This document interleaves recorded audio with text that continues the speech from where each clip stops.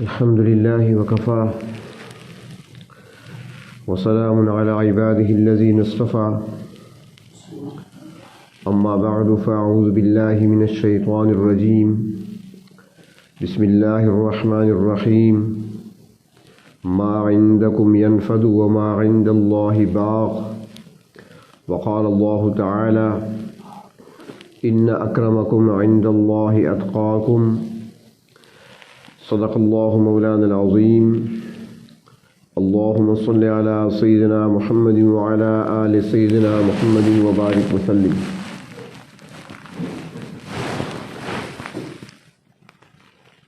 گزشتہ سوموار کی مجلس میں یہ عرض کیا تھا کہ حضرت حاتم اصم رحمۃ اللہ علیہ نے 30 سال کا عرصہ گزارا حضرت شفیق بلخی رحمۃ اللہ علیہ کی خدمت میں۔ 30 سال تک زیر تربیت رہنے کے بعد حضرت شفیق بلخی رحمۃ اللہ علیہ نے پوچھا حضرت حاتم اصم سے کہ اتنا طویل عرصہ تم میری مجلس میں رہے ہو تو تم نے کیا سیکھا ہے؟ تو حضرت حاتم نے جواب میں فرمایا کہ میں نے 8 باتیں سیکھی ہیں۔ ان میں سے 2 باتوں پر گزشتہ مجلس میں عرض کیا تھا۔ تیسری بات حضرت شفیق بلخی رحمۃ اللہ علیہ کے پوچھنے پر حضرت حاتم نے فرمایا کہ میں نے لوگوں کو دیکھا وہ مال جمع کرنے میں مصروف اور مشغول نظر آئے مجھے۔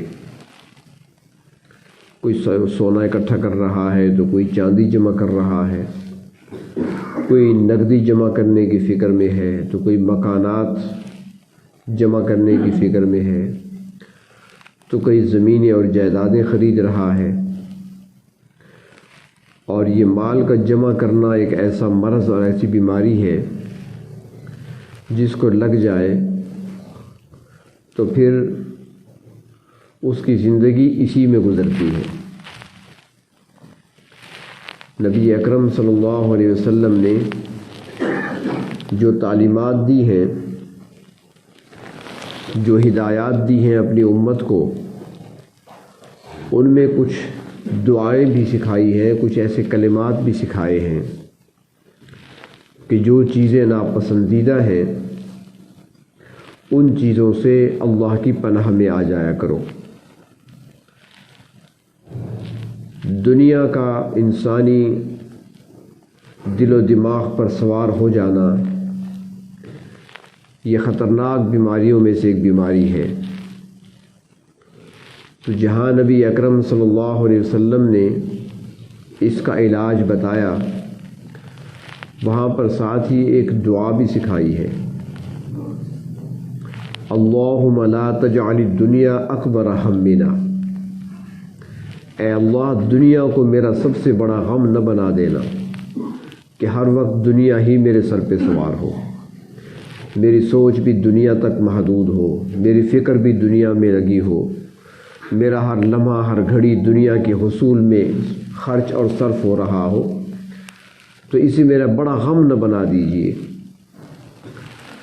تو حضرت حاتم اصم رحمۃ اللہ علیہ فرماتی ہیں حضرت شفیق بلخی سے کہ میں نے دیکھا کہ لوگ دنیا کے پیچھے پڑے ہوئے ہیں، مال و دولت کو اکٹھا کر رہے ہیں، جمع کرنے کا شوق ہے، جمع کیے جا رہے ہیں۔ تو میں نے جب لوگوں کی یہ حالت دیکھی تو میں نے قرآن پاک پہ نظر کی کہ قرآن حکیم اس بارے میں کیا کہتا ہے۔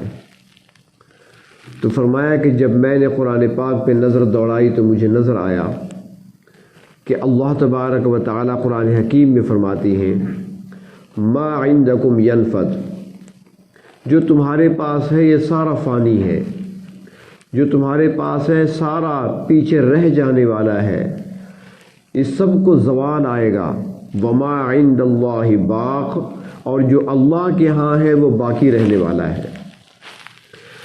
تو بس جب سے میں نے یہ آیت دیکھی تو اس کے بعد میں نے اپنے مال کو باقی رکھنے کے لیے اللہ کے راستے میں خرچ کرنا شروع کر دیا۔ باقی تو وہ ہوگا جو اللہ کے ہاں ہوگا، ہمارے ہاں جو رہ گیا وہ تو سارا فانی ہے۔ اس کی مثال یوں سمجھے، ایک حدیث شریف میں آتا ہے نبی اکرم صلی اللہ علیہ وسلم کے گھر میں ایک مرتبہ بکری آئی، بکری ذبح ہوئی۔ اب ایسے گھر میں بکری ذبح ہوئی ہے جہاں مہینہ مہینہ گزر جاتا ہے، آگ نہیں جلتی، کئی کئی دنوں کے فاقے ہوتے ہیں، گھر میں کھانے کو کچھ نہیں ہوتا۔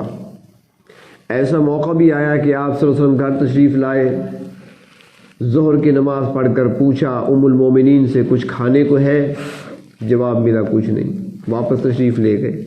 عصر پڑھ کے آئے، پوچھا کچھ کھانے کو ہے، جواب ملا کچھ نہیں ہے۔ مغرب پڑھ کے آئے، پوچھا کچھ ہے، جواب ملا کچھ نہیں ہے۔ عشاء پڑھ کے آئے، پوچھا کچھ ہے، تو جواب ملا کچھ نہیں ہے۔ تو ایسے گھر میں جہاں فاقے رہتے ہوں، جہاں پر کئی کئی دنوں تک کھانے کو کچھ نہ ملتا ہو، جہاں کئی کئی مہینے آگ نہ جلتی ہو، جب اس گھر میں بکری آ جائے اور ذبح ہو جائے تو کیا خیال ہے؟ ہمارے ہاں تو خوب سیر ہو کر روز کھاتے ہیں، پھر بھی بتائیں بکری کا گوشت کہاں جاتا ہے بقرعید کے موقع پر؟ سارا فریج میں ہوتا ہے۔ تو جہاں کچھ ہوتا ہی نہیں وہاں آ گیا گوشت، بکری ذبح ہوئی، آپ مسجد تشریف لے گئے۔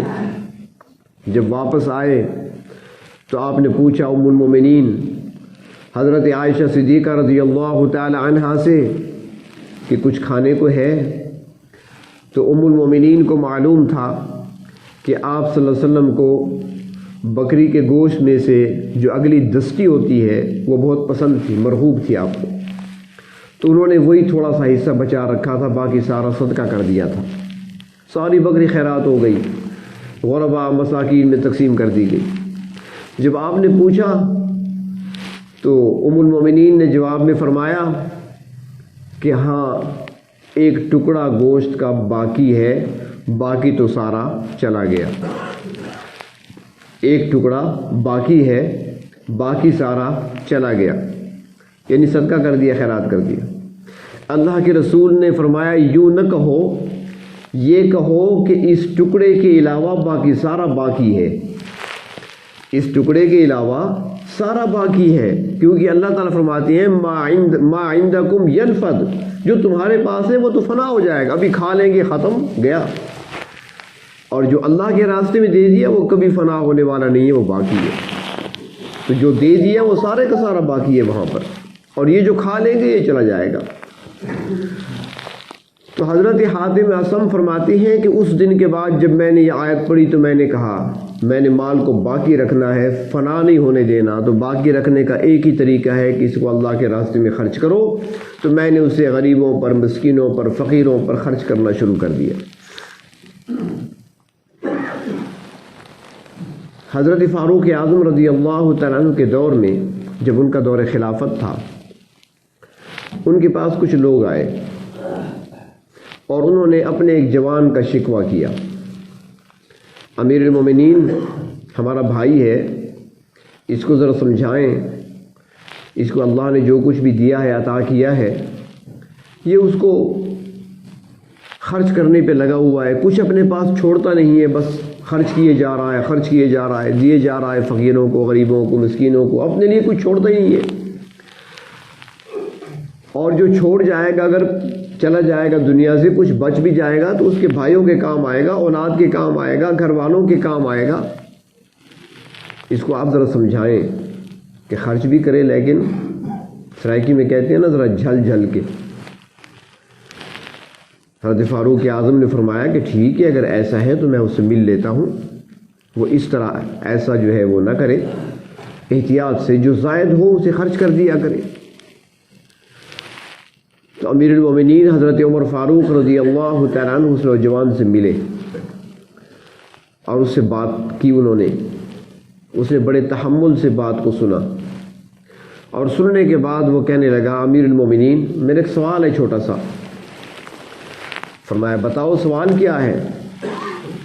تو اس نے کہا کہ ایک آدمی ہے وہ کہیں جانا چاہتا ہے، کسی اور جگہ منتقل ہونا چاہتا ہے، یعنی ایک شہر سے دوسرے شہر منتقل ہونا چاہتا ہے، شفٹ ہونا چاہتا ہے.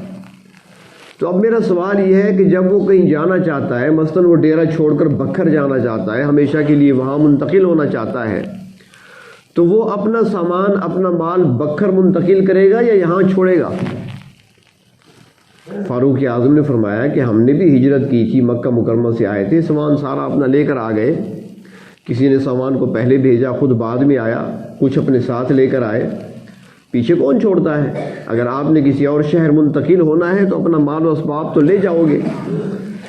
تو نوجوان کہنے لگا امیر المومنین مجھے بھی یقین ہے اور مجھے پتہ ہے کہ میں نے قبر میں شفٹ ہونا ہے، میں نے دنیا کو چھوڑنا ہے، میں نے آگے جانا ہے، اللہ کے یہاں میری حاضری ہوگی، آخرت کی منزل آنے والی ہے. اگر میں اپنے آخرت کے گھر کے لیے کچھ بھیج رہا ہوں تو کسی کو کیا اعتراض ہو سکتا ہے؟ میں نے جانا تو وہی ہے نا، میں اپنے لیے بھیج رہا ہوں.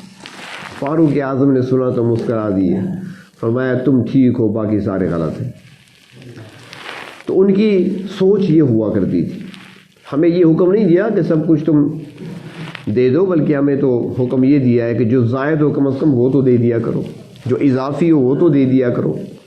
اپنا بھی رکھو، اپنے بچوں کا بھی خیال رکھو، گھر والوں کا بھی خیال رکھو، ورثاء کا بھی خیال رکھو، لیکن اللہ کے راستے میں دینے کا حکم ہمیں بار بار دیا گیا. لیکن اس میں شرط یہ بھی ہے کہ اخلاص ہونا چاہیے، خلوص کے ساتھ، اس میں ریاکاری شامل نہ ہو، دکھلاوا نہ ہو، کوئی اور نیت نہ ہو، کسی کو دکھانا بھی مقصود نہ ہو اور کسی پر احسان جتلانا بھی مقصود نہ ہو.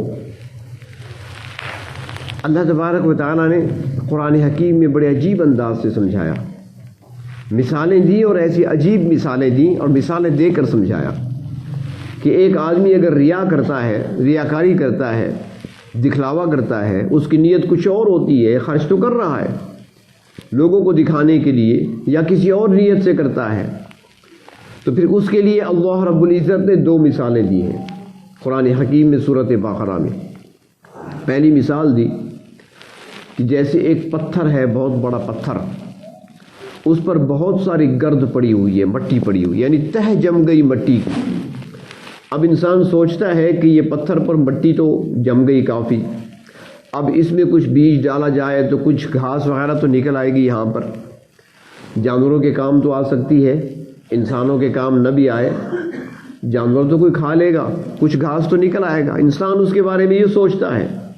لیکن فرمایا کہ جب اس پر آتی ہے تیز بارش، وہ ساری گرد مٹی بہہ جاتی ہے، پتھر صاف رہ جاتا ہے، نہ اس پر بیج ہوتا ہے، نہ گھاس ہوتا ہے، کچھ بھی نہیں ہوتا. فرمایا کہ ریاکاری اور ملاوٹ والا صدقہ جو ہوتا ہے اس کا یہ حشر ہوتا ہے، بالکل صاف ہو جاتا ہے، کچھ نہیں بچتا. اور دوسری مثال اللہ تبارک تعالیٰ نے اس کے آگے بیان فرمائی، سورۃ بقرہ ہی میں ہے.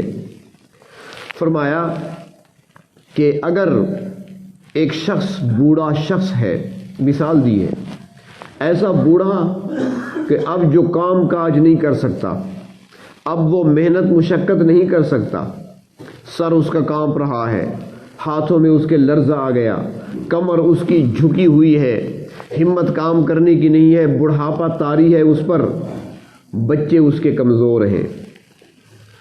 شادی کی ہے مثلاً بڑی عمر میں، 50 سال کی عمر میں شادی کی ہے، تو بچے ابھی چھوٹے ہیں، بچے چھوٹے ہیں، ان میں طاقت قوت نہیں ہے، اور وہ شخص خود کمزور ہے، اور اس کا ایک بہت بڑا باغ بھی ہے، اور اس کا ذریعہ آمدن وہی باغ ہی ہے، اور اسی سے اس کے اخراجات پورے ہوتے ہیں. اور وہ سوچتا ہے کہ اس بار باغ میں خوب پھل لگا ہوا ہے، درخت سارے اور درختوں کی شاخیں پھلوں سے جھکی جا رہی ہیں، اور پھل پکنے کے قریب ہے، بس چند دن باقی رہ گئے، پھل پک جائے گا، تیار ہوگا، تو پھر اس باغ کا کہیں پر سودا کروں گا، اسے بیچوں گا.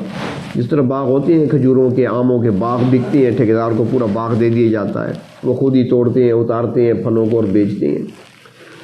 تو وہ بھی یہ سوچتا ہے کہ اب اس بار جو باغ کا پھل آئے گا اب اس سے میں اپنی ساری ضروریات پوری کروں گا، اپنے بچوں کے لیے کچھ بناؤں گا، اب تک میں کچھ نہیں بنا سکا، اور اب میں نے بچوں کے لیے بھی کچھ بنانا ہے، مکان بھی بنانا ہے، ان کے لیے کچھ زیور بھی لینا ہے، ان کے لیے میں نے کچھ بنانا ہے، اور اسی سے جو کچھ آئے گا وصول ہوگا مجھے، میں اپنی ضروریات بھی پوری کروں گا۔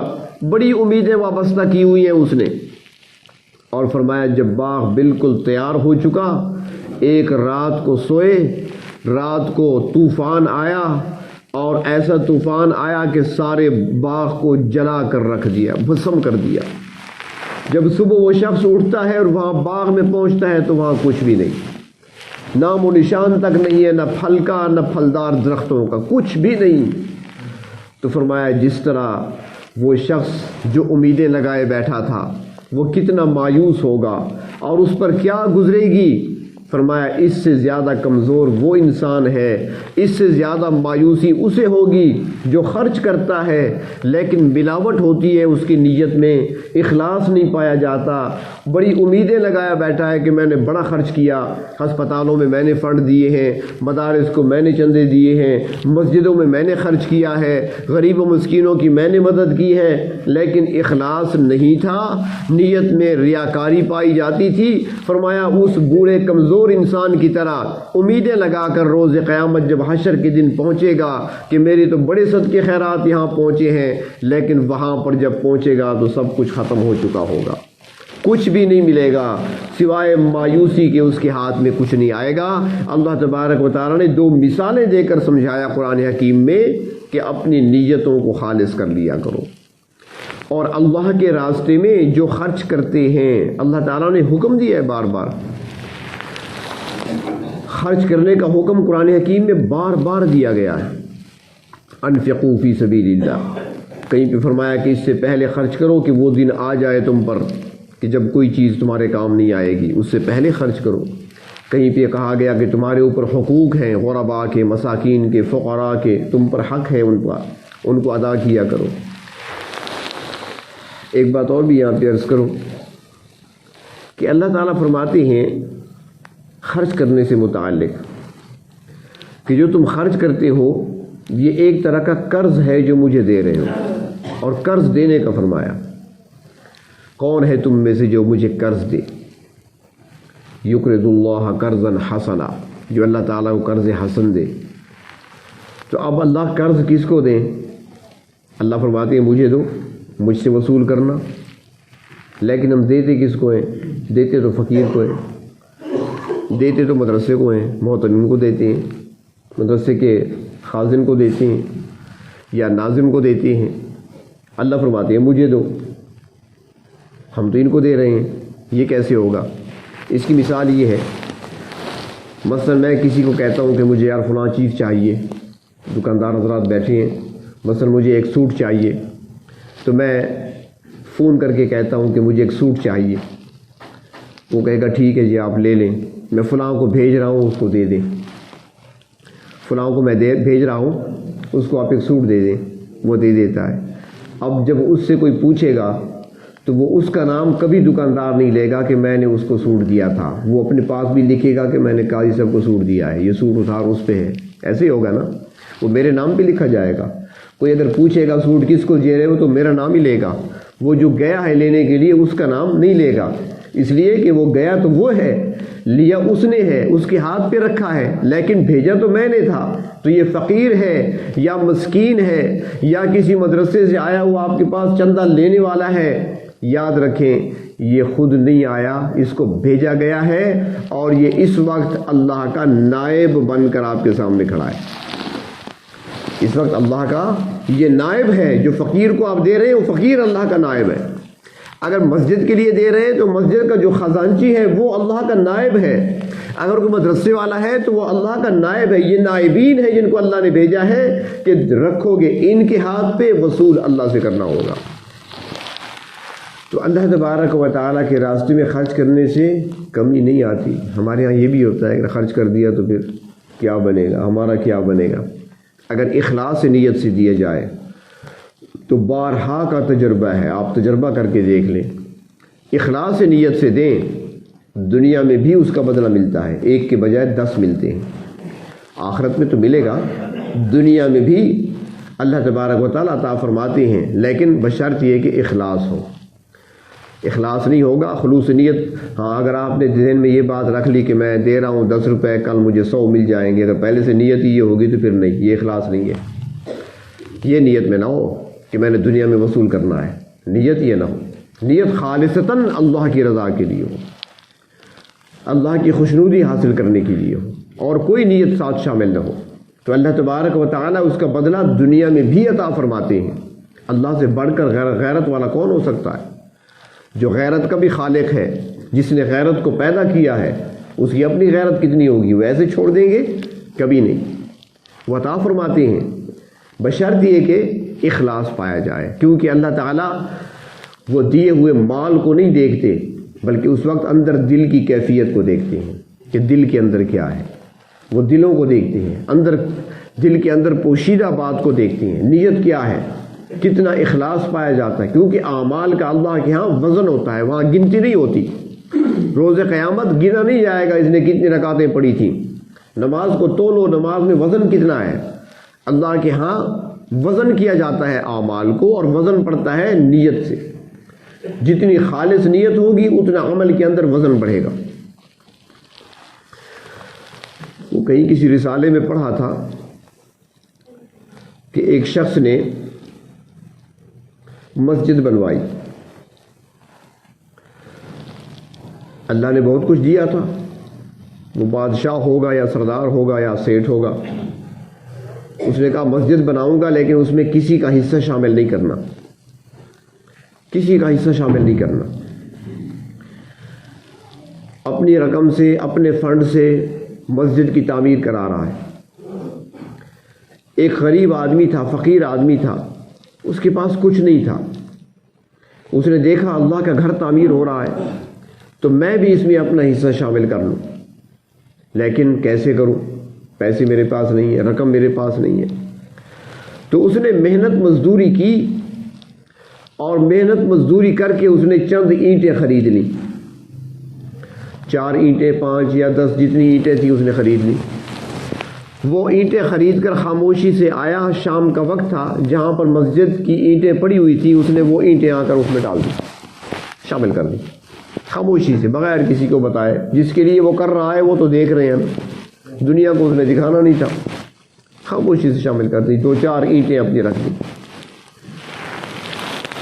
مسجد مکمل ہوئی، جو بنوانے والا تھا وہ رات کو شکرانے کے نفل پڑھتا ہے، اور نفل پڑھنے کے بعد اللہ سے دعا مانگتا ہے، میرے پروردگار آپ کا گھر میں نے تعمیر کر دیا، اپنی بارگاہ میں قبول کر لیجئے، دعا مانگتا ہے، سو جاتا ہے، رات کو خواب دیکھتا ہے، اور خواب میں اسے بتایا گیا کہ تمہاری مسجد کو اللہ کے ہاں شرف قبولیت عطا کر دیا گیا، لیکن آپ کی تعمیر کی وجہ سے نہیں، وہ فلاں شخص کی چند اینٹوں کی برکت سے، اس کی چند اینٹوں کی برکت سے تیری مسجد کو قبول کر لیا گیا، اجر اس کا زیادہ ہے۔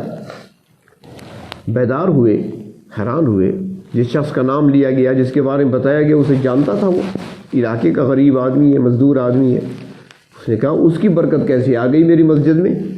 اس نے تو کچھ نہیں دیا، میں نے کسی سے کچھ لیا ہی نہیں ہے، جب میں نے امیروں سے چندہ نہیں لیا تو اس غریب سے میں کیا لیتا؟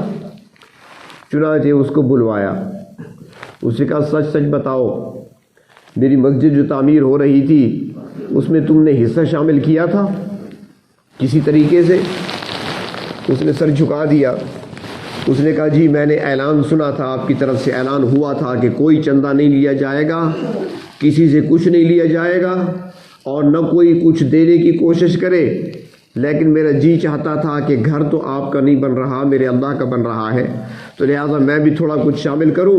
میرے پاس تو کچھ نہیں تھا، غریب آدمی تھا، ایک دن میں نے مزدوری کی، اور مزدوری کرنے کے بعد مجھے جو رقم ملی میں نے چند اینٹیں خریدیں، اور خاموشی سے میں نے شام کے وقت آ کر مسجد کی اینٹوں میں شامل کر لی تھی۔ تو وہ سیٹھ کہنے لگا کتنی مزدوری جمع کی تھی، کتنی مزدوری تھی تمہاری؟ اس نے کہا وہ کیوں؟ اس نے کہا جس مزدوری سے تم نے اینٹیں خریدی ہیں وہ کتنی رقم تھی، مجھے بتاؤ، مجھ سے لے لو تاکہ وہ مجھے دے دو۔ وہ सेठ साहब या वो बादशाह था या वज़ीर था, जो भी था, वो चाहता था कि ये सारा सवाब मुझे मिल जाए, ये अजर मुझे मिल जाए। इस ईंटों में इतनी बरकत है कि वो उसकी बरकत से मेरी मस्जिद कबूल हुई। मैंने लाखों लगाए मस्जिद पर, वो लाखों एक तरफ रह गए, चंद ईंटों की बरकत से कबूल हुआ सब कुछ। तो मैं कीमत अदा करके सारा अजर व सवाब खरीद लूँ इससे। तो उसने कहा कि कीमत बताओ। उसने कहा जी मैंने कीमत के लिए तो काम नहीं किया था। उसने कहा अच्छा ऐसे करो, डबल बता दो। उसने कहा नहीं। उसने कहा ट्रिपल बता दो। उसने कहा ये भी नहीं हो सकता। उसने कहा 1 लाख रुपया ले लो, बहुत बड़ी चीज़ है, तुम्हारे काम आएगा। उसने कहा नहीं जी मैंने ईंटों की कीमत नहीं लेनी। वो बढ़ाता गया, इतनी रकम बढ़ा दी कि अगर वो ले लेता तो उसके अगली 2 नस्लों तक भी काफ़ी होता। आखिरकार वो बूढ़ा मजदूर, उसकी आंखों में आंसू आ गए, सर झुका के कहता है कि जनाब जो ख्वाब आपने देखा है रात को, मैंने भी वही देखा है। मैं अब कैसे बेच सकता हूँ ईंटों को, कैसे मैं कीमत ले सकता हूँ। तो बहरतौर इखलास नीयत के साथ जो अल्लाह की राह में दिया जाए, अल्लाह तबारक व तआला, और हदीस शरीफ में आता है एक ग़ज़वे के मौके पर जब अपील की गई चंदे की, नबी अकरम सल्लल्लाहु अलैहि वसल्लम ने अपील फरमाई और सहाबा कराम चंदा लेकर आए, माल लेकर आए, जो कुछ था जिनके पास लेकर आए। उसमें आलात हर्ब भी थे, जंग के आलात भी थे, तलवारें, तीरें, खंजर, नेज़े वगैरह, कमान वगैरह वो भी थे, दूसरी चीज़ें भी थी, नकदी भी थी, ढेर लगा हुआ था मस्जिद में। एक गरीब सहाबी थे, उनके पास कुछ नहीं था देने के लिए। वो खामोशी से एक बाग में चले गए शाम के वक्त। बाग वाले से कहा कोई काम है? उसने कहा जी काम तो है। कौन सा? उसने कहा काम ये है कि डोल पानी के कुएं से निकालने हैं, खेत को सैराब करना है। क्या दोगे? उसने कहा 1 डोल पर 1 खजूर मिलेगी। 1 डोल पानी का खींचोगे, 1 दाना खजूर का। आसान नहीं है डोल का खींचना। तो इन्होंने कहा ठीक है। सारी रात डोल खींचते रहे, पानी के खेत को सैराब करते रहे। चंद खजूरें मिली, सुबह के वक्त ले आए, या रसूलुल्लाह मेरे पास और तो कुछ नहीं, ये कबूल फरमाइए। आपने खजूरों को देखा, मुस्करा दिए, फरमाया कि इन खजूरों को सारे माल के ऊपर डाल दो, इनकी बरकत से सबका माल कबूल हो जाएगा। तो नियत को देखा जाता है अल्लाह तबारक व तआला के यहाँ। तो हज़रत हातिम असम रहमतुल्लाह अलैह, शफीक बल्खी रहमतुल्लाह अलैह को जवाब देते हैं कि आपकी मजलिस में मैंने ये सीखा है। तीसरी बात मैंने ये सीखी है कि लोग लगे हुए माल जमा करने पर, और मैंने कुरान पाक में देखा कि वहाँ पे है जो तुम्हारे पास है वो सारा फना होने वाला है, बाकी वही है जो अल्लाह के पास है। तो मेरे पास जो होता है मैं उसको बाकी रखने के लिए अल्लाह के रास्ते में खर्च करता रहता हूँ। और फरमाया कि चौथी चीज़ वो मैंने लोगों में ये देखी कि अक्सर लोग इज़्ज़त हासिल करने के लिए मुख्तलिफ़ तरीक़े इख्तियार करते हैं। कोई जालिम बनकर गरीबों पर, कमज़ोरों पर जुल्म करके चाहता है कि मेरा नाम बुलंद हो, नाम रोशन हो। कोई आदमी सोचता है कि माल ज़्यादा जमा कर लूँगा तो मैं साहिब इज़्ज़त कहलाऊँगा। कोई ये समझता है कि मुझे साहिब इज़्ज़त व इकराम उस वक्त कहा जाएगा जब मेरे पास दौलत होगी, मेरे पास कोठी होगी, कार होगी, बंगला होगा। लोग इन चीज़ों में लगे हुए हैं। लेकिन जब मैंने कुरान हकीम को देखा कि अल्लाह आप बताइए क्या इज़्ज़त जुल्म करने में है, क्या इज़्ज़त इक़्तिदार हासिल करने में है, क्या इज़्ज़त व इकराम माल जमा करने में है या किस चीज़ में है। तो अल्लाह ताला की तरफ से जवाब आता है कुरान हकीम में, इन्न अकरमकुम इंदल्लाहि अतकाकुम। अल्लाह के यहाँ माल और दौलत को, कोठी बंगले को नहीं देखा जाता, बल्कि अल्लाह के यहाँ साहिब इज़्ज़त और साहिब इकराम वो है जिसके अंदर तक़वा पाया जाए। तो मैंने सोच लिया कि न मैंने किसी पर जुल्म करना है, न किसी का हक छीनना है, न किसी का हक लेना है, न मैंने इज़्ज़त हासिल करने के लिए माल और जायदाद को जमा करना है, बल्कि मैंने अपने आप को तक़वा के ज़ेवर से आरास्ता करना है। और अल्लाह के यहाँ साहिब इज़्ज़त वही है जिसके यहाँ तक़वा पाया जाता है।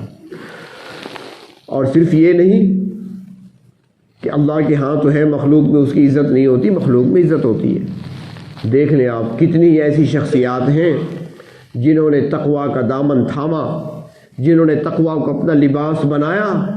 आज दुनिया से गए हुए उनको सैकड़ों साल हो चुके हैं, लेकिन उनकी कही हुई बातें आज भी हम मिंबर पर बैठ के करते हैं। हज़रत हातिम असम क्या था उनके अंदर? اب اس زمانے میں بادشاہ کون تھا نہ آپ میں سے کسی کو نام یاد ہے نہ مجھے یاد ہے. جس شہر میں رہتے تھے اس شہر کے کس محلے میں رہتے تھے محلے کا معلوم نہیں ہمیں. وہ کتنے عالیشان محل میں رہتے تھے کوئی پتہ نہیں. لیکن تقویٰ تھا تو نام بھی ان کا باقی ہے, کام بھی ان کا باقی ہے. آج ان کے ناموں کو عزت و احترام سے لیا جاتا ہے. تو فرمایا کہ میں نے قرآن حکیم میں یہی دیکھا کہ عزت اور اکرام حاصل کرنے کے لیے تقویٰ کو اختیار کرنا پڑتا ہے. دنیا والے بھی محبت کرتے ہیں, آسمان والے بھی محبت کرتے ہیں, حتیٰ کہ فرشتے بھی ان سے محبت کرتے ہیں.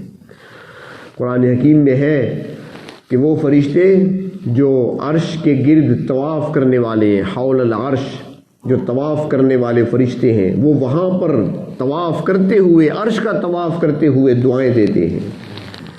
اس سے بڑھ کر اور کیا عزت ہو سکتی ہے.